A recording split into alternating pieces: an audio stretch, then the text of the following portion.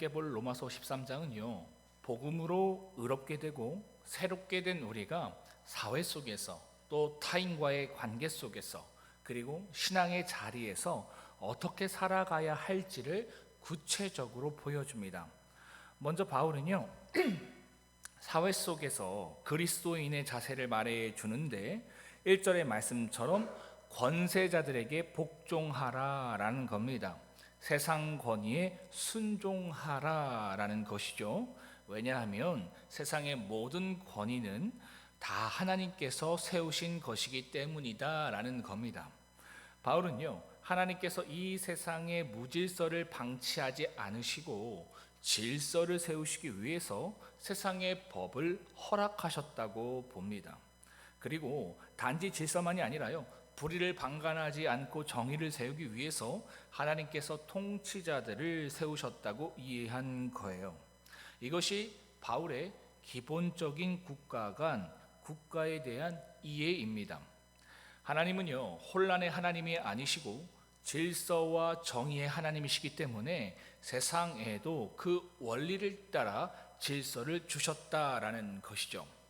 그래서 바울은요, 우리 그리스도인들이 비그리스도인들처럼 사는 것도 모자라서 오히려 그들보다 더 모범적으로 세상의 법을 잘 지켜야 하고 세금을 성실하게 내야 하고 공공의 선을 위해 적극적으로 협력하며 살아가야 한다라고 말하는 겁니다.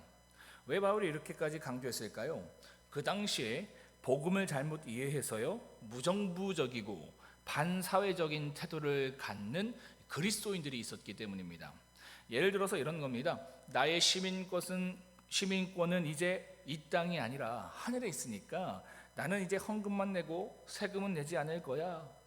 또는요, 나는 이제 하나님의 사람이니까 하나님의 말씀과 법만 따르고 세상의 법은 따르지 않을 거야. 말씀에 교통법이 없잖아요, 그죠?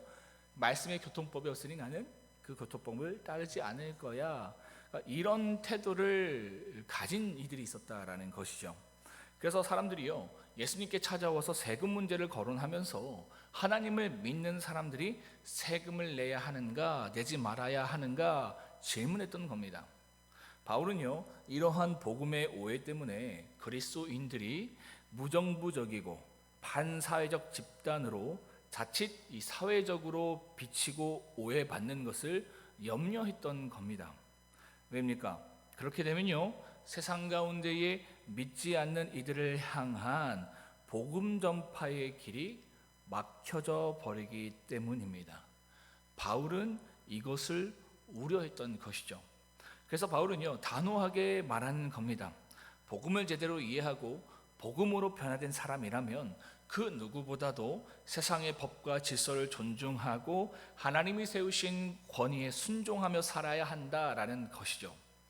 여러분, 그렇다고 해서요, 세상의 이 법과 이 권세에 성경이요, 무조건적으로 순종을 말하고 있지는 않습니다. 바울이 말한 순종은요, 하나님의 뜻 안에서 질서와 정의를 위한 권위에 대한 순종이지 비도덕적이고 비신앙적인 것까지도 다 순종하라는 뜻은 아닙니다. 성경은요, 이러한 비상식적인 권위와 법과 제도를 향해서요, 신자들의 비폭력적 저항을 말하고 있습니다. 뭐라고요? 비폭력적 저항. 대표적인 예는 이런 거예요. 애굽의 바로가 히브리 이 산파들에게 뭘 지시했습니까? 뭘 명령했어요? 갓 태어난 히브리 남자 아이들을 죽이라고 명령했잖아요. 이 산파들이 근데 어떻게 했습니까? 그 명령을 따르지 않았잖아요, 그죠? 이런 거예요. 또한 이 다니엘과 세 친구들이 이 바벨론 왕이 어떤 명령을 했습니까? 바벨론 우상에게 절하고 하나님께 기도하지 말라고 명령했음에도 불구하고 그들은 그 명령을 거역하고요, 우상에게 절하지 않고 하나님께 하루에 3번씩 창문을 열고 기도했던 것처럼, 이처럼 비도덕적이고 기독교 신앙을 위협하는 권세와 법이라면 무조건 침묵하고 순종하는 것이 아니라 히브리 산파와 다니엘의 세 친구들이 그랬던 것처럼 법으로 보장된 합법적인 권리와 범위 안에서 질서 있고 품위 있고 겸손하게 그러한 권위와 법과 제도를 거절하고 반대의 목소리를 낼 수 있다라는 겁니다. 근데 여러분, 세상의 권세와 법과 제도가요, 대놓고 비도덕적이고 기독교의 신앙을 위협하는 것처럼 보이지 않습니다. 그러니까 교묘하게 마치 그것이 선을 행하고 정의를 행하고 공공의 이익과 인권과 평등을 위한 것처럼 겉으로는 포장하면서요, 사실상 그것이 하나님을 대적하고 악한 것을 추구하는 권세이고 법과 제도일 때가 있다라는 거예요. 이러한 현상이요, 말세를 향해 가면 갈수록 더욱 심해집니다. 그러니까 요한계시록이 이걸 말하고 있는 겁니다. 그렇기 때문에요, 믿는 우리는 영적으로 깨어 있어서 미혹되지 않도록 분별력을 가지고 있어야 한다라는 겁니다. 그래서 바울이요, 11절에 뭐라고 말합니까? 자다가 깰 때가 벌써 되었다라고 말하고 있는 겁니다. 12절의 말씀처럼요, 밤이 깊고 낮이 가까웠으니 어둠의 일을 벗고 빛의 갑옷을 입어라 권면하고 있는 겁니다. 이것이 복음을 알고 복음으로 변화된 성도라면 마땅히 가져야 할 삶의 태도이자 신앙의 자리임을 이 바울은 말하고 있는 겁니다. 정리하면 무엇입니까? 깨어서 분별하고 거룩해라. 그리고 세상 가운데의 권위와 법과 제도에 순종할 것은 순종하고 의무와 책임을 다할 것은 최선을 다해서 그 의무와 책임을 져라라는 것이죠. 왜 그렇습니까? 우리가 이 땅에서 우리의 믿음을 지키기 위해서이고요, 그리고 더 나아가 우리의 그런 모습을 통해서 복음이 세상 가운데에 증거되기 때문이다라는 것이죠. 그렇지 않겠습니까? 교회와 그리스도인들이 세상의 법도 지키지 않고 또 세상의 책임도 다하지 않으면 누가 복음을 믿겠습니까? 그러니까 이것을 지금 바울은 얘기하고 있다라는 것이죠. 특히 바울은요, 복음 전파의 차원에서 타인과의 관계에서 믿는 우리가 취해야 할 신앙의 태도를 말하고 있는데, 그것은 바로 사랑하라입니다. 사랑하라. 여러분, 요즘 세상은 어떻습니까? 점점 더 나 중심적인 세상, 이기적인 세상이 되어가고 있습니다.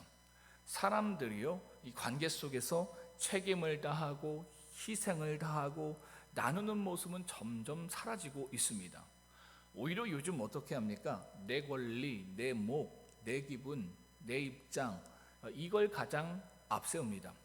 그러면서 정작 자기는 그 관계 속에서 아무 책임도 지지 않아요. 희생도 하지 않고요, 섬기지도 않습니다. 그런데 아이러니한 것은요, 상대방에게는 그 책임과 희생과 섬김을 강요한다라는 겁니다. 너는 왜 나를 이렇게 안 알아줘? 또 너는 왜 나한테 이런 것을 해주지 않아? 그러니까 이런 마음을 갖는 게 요즘 세상의 모습이다라는 것이죠. 그렇다면 여러분, 이런 이기적이고 차가운 세상 속에서 믿는 우리는 어떻게 살아가야 하는가? 로마서 12장 21절의 말씀처럼요, 악에게 지지 말고 선으로 악을 이기라 라는 겁니다. 나를 향해서 인색하고 악을 쏟아내고 있는 이기적인 상대를 향해서 똑같이 인색해지고 악해지고 이기적으로 반응하는 것이 아니라 그리스도께서 나에게 하셨던 것처럼 그 사랑의 빛을 진 우리도 그렇게 해줘야 한다라는 것이죠. 여러분, 이게 참 쉽지 않죠? 나를 향해서 늘 서운하다고 말하는 사람, 그죠? 어떻게 사랑할 수 있습니까? 참 쉽지 않아요. 그러나 이것을 해가야 되는 게 우리의 책임이다라는 겁니다.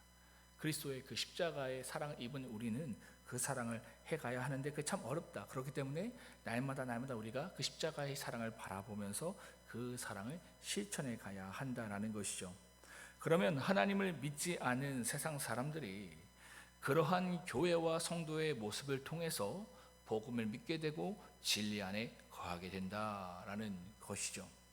여러분에게 세 가지 질문을 드리면서 말씀을 정리하겠습니다. 사랑하는 성도 여러분, 여러분은요, 오늘 여러분 위에 세우신 권위와 질서에 순종하고 계십니까?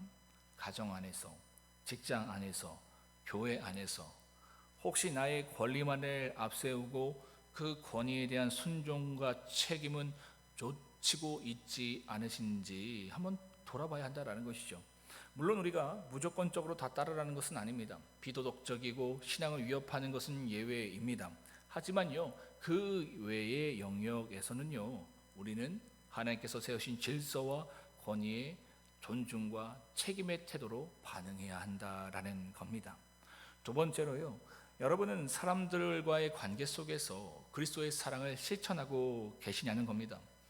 혹시 사랑을 누군가에게 강요하면서 그러한 사랑을 주지는 않으면서 서운해하고 실망만 하고 계시진 않습니까?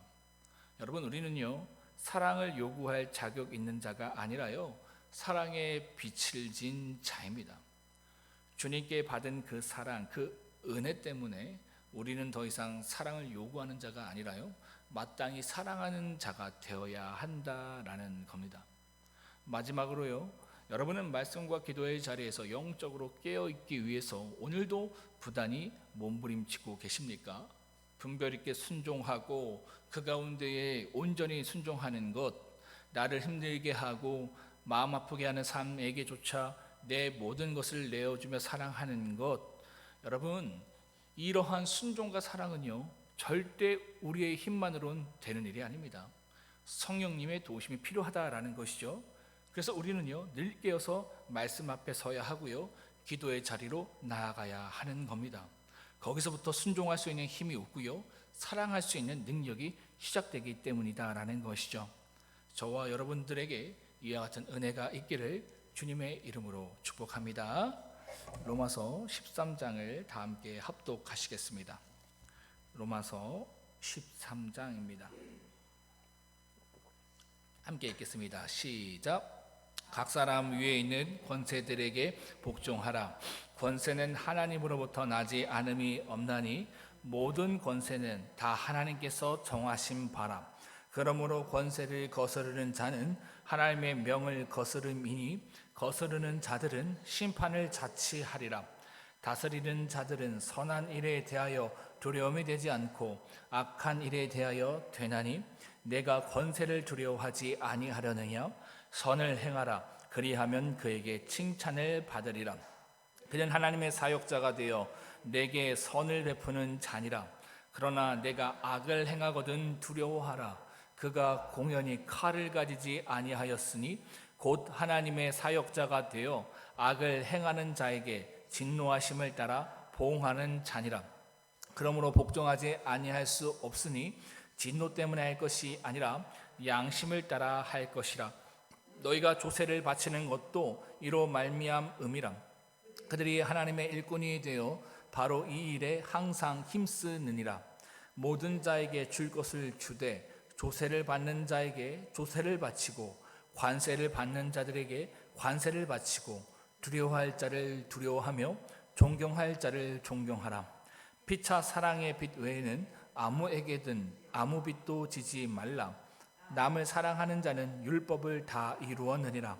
간음하지 말라, 살인하지 말라, 도둑질하지 말라, 탐내지 말라 한 것과 그 외에 다른 계명이 있을지라도 내 이웃을 내 자신과 같이 사랑하라 하신 그 말씀 가운데에 다 들었느니라. 사랑은 이웃에게 악을 행하지 아니하나니 그러므로 사랑은 율법의 완성이니라.